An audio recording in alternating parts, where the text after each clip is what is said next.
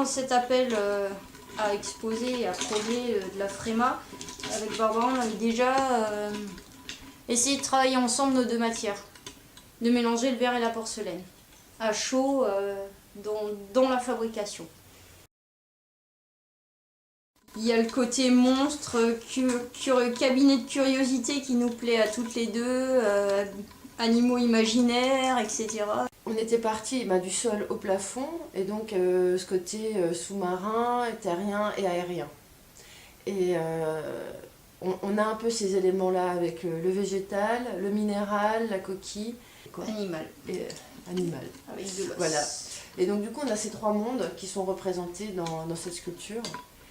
Et on détourne en fait, l'élément plutôt marin devient un élément de construction et constituant une partie de la bête.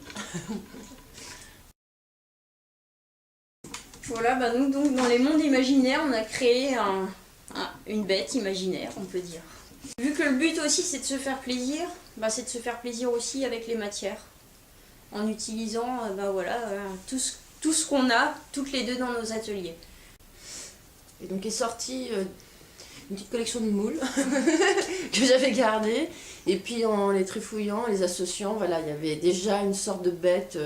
Et puis on a... tout de suite, moi j'ai eu envie de les coudre, les moules voilà, aussi. Voilà, tout de suite la couture. Voilà, tout de suite l'assemblage, la couture. Donc j'ai fait un essai de couture, on a vu que ça marchait, que c'était beau.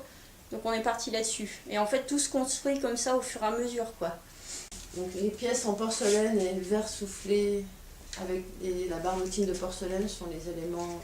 Là c'est de la porcelaine et là c'est du verre gris soufflé avec de la barbotine de porcelaine.